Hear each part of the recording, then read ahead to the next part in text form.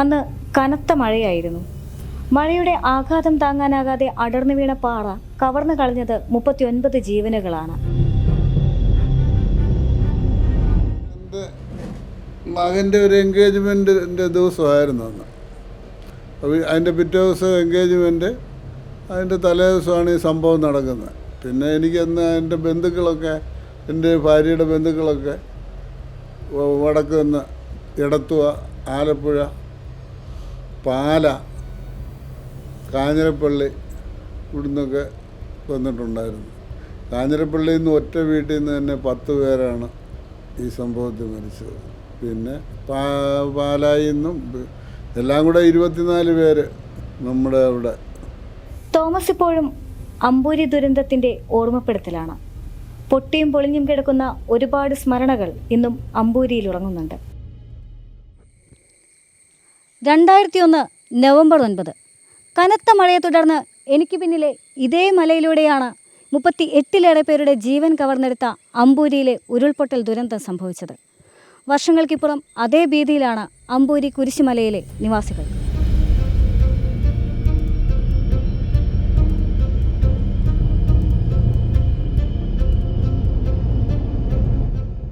ഋതുഭേദത്തിന്റെ കാൽപ്പനിക ഭാവം പേറുന്ന മഴ ഭയാനകമായി അഴിഞ്ഞാടിയ ദിവസം മുതൽ അമ്പൂരിയിലെ മഴയ്ക്ക് കുളിരല്ല.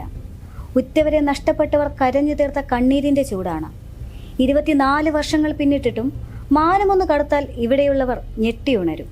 എനിക്കറിയാത്തതുകൊണ്ട് ഞാൻ ചോദിച്ചു പോകുന്നത് എന്താണെന്ന് വെച്ചാൽ, നമ്മൾ കുഞ്ഞുങ്ങൾ, എനിക്ക് എൻ്റെ 2 കുഞ്ഞുങ്ങളുണ്ട്, പഠിക്കുന്ന കുഞ്ഞുങ്ങളാണ്. എൻ്റെ വീടിൻ്റെ മറുവശത്ത് ഒരു പാറയും മുകളിൽ നിന്ന് വരുന്ന മണ്ണൊലിച്ചിലും ഉണ്ട്. ഞങ്ങൾ രാത്രികളിൽ ഉറക്കമില്ല.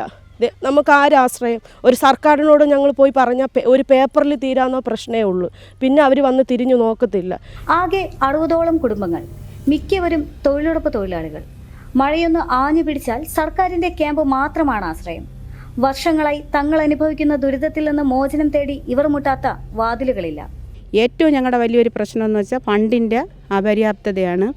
നമുക്കൊരു വാർഡ് മെമ്പർമാർക്ക് കിട്ടുന്ന ഫണ്ട് വളരെ തുച്ഛമായ ഫണ്ടാണ്. അത് ഇപ്പോൾ വരുന്നില്ല.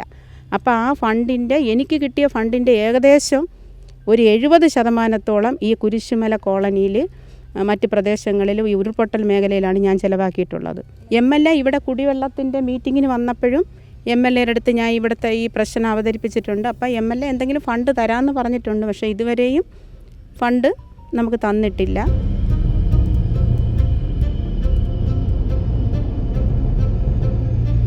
ഇനി ആകെയുള്ള പോംവഴി ഒരു ഭിത്തി നിർമ്മിക്കുക എന്നതാണ്.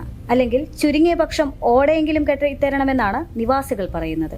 ഇനി ഓടകൾ ബാക്കിയും കൂടെ ചെയ്യാനുണ്ട്. ഓട ചെയ്തില്ലെങ്കിൽ ഇനി മണ്ണ് ഇടിച്ചിലിന് സാധ്യതയുണ്ട്. കാര്യം താഴോട്ട് വെള്ളം പോകുമ്പോഴത്തേക്കും താഴെ ഭാഗത്തുള്ളവരുടെ കൃഷിഭൂമി കൂടെ വെള്ളം ഇറങ്ങി വീണ്ടും മണ്ണ് ഇടിയാനുള്ള സാധ്യത കൂടുതലായി കാണുന്നുണ്ട്.